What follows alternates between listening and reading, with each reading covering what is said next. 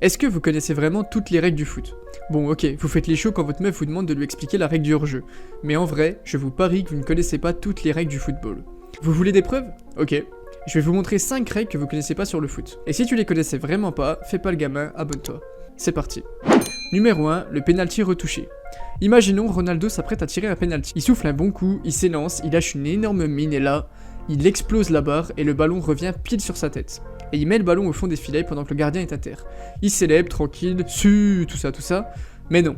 Le but est refusé dans l'incompréhension totale. Ah non merde, y a plus de supporters. Et le but est logiquement refusé. Ouais, quand un joueur tire un penalty, il a absolument pas le droit de retoucher le ballon tant que celui-ci n'a pas été touché par un autre joueur ou qu'il n'est pas sorti. Donc si jamais un mec tire sur le poteau et que le ballon lui revient et qu'il marque, c'est une faute de jeu et le but est annulé. Numéro 2, en cas de faute simultanée, l'arbitre doit siffler la plus grave. Si jamais deux fautes ont lieu en même temps à deux endroits du terrain et qu'il y a une faute pour les deux équipes, l'arbitre doit siffler pour la faute la plus grave.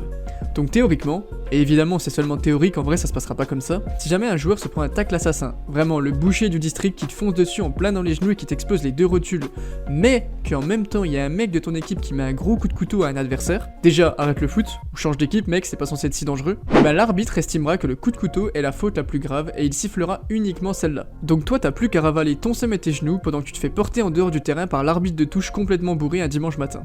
Numéro 3, le coup franc contre ton camp. Si jamais un mec met un coup franc contre son camp, déjà ce serait un beau schlag parce que je sais pas comment c'est possible, et ben le but ne serait pas compté comme un but contre son camp. L'arbitre donnerait un corner à l'équipe d'en face et annulerait le but. Le coup franc est considéré comme un moyen pour l'équipe qui l'obtient d'obtenir la récupération du ballon, et ils ont jugé que c'était contre nature de prendre un but directement sur son propre coup franc. D'ailleurs, je sais pas si c'est déjà arrivé un jour, n'hésitez pas à me le dire en commentaire si vous le savez. Numéro 4, carton rouge et tir au but. Si jamais pendant un match à élimination directe, genre un match de coupe, une équipe se prend 2 cartons rouges et joue à 9 contre 11, et qu'il doit y avoir une séance de tir au but, alors l'équipe d'en face doit obligatoirement retirer 2 joueurs de leur liste pour pouvoir tirer les pénaltys équitablement à 9 contre 9. Donc pensez-y pour votre prochain match de district. Si vous savez que vous avez aucune chance au tir au but, demandez à vos 2 bouchers de défenseurs centraux de lâcher 2 gros tacles assassins à la gorge à la Gattuso à la 120e minute, et vous aurez peut-être une chance. Avant de passer à la numéro 5, je vous lâche quelques petites infos, vous en faites ce que vous voulez. Selon le règlement de la FIFA, les équipes ne sont pas obligées d'attacher un filet derrière le but. La forme des poteaux n'est pas obligatoirement ovale, et les deux équipes peuvent très bien avoir des poteaux carrés, rectangulaires ou en ellipse. Pour ceux qui ont arrêté leurs études pour se concentrer sur le foot et qui savent pas ce que c'est une ellipse, je vous laisse vous renseigner.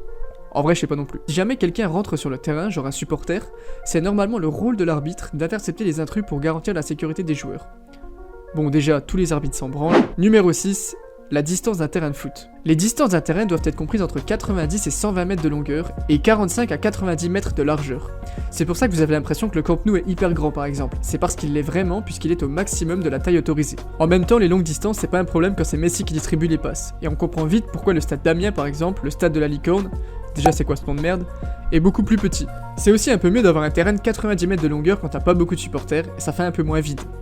Je rigole les Amiénois, je vous aime bien, vous avez quand même le mérite d'avoir formé Steven Nzonzi et ça c'est pas donné à tout le monde.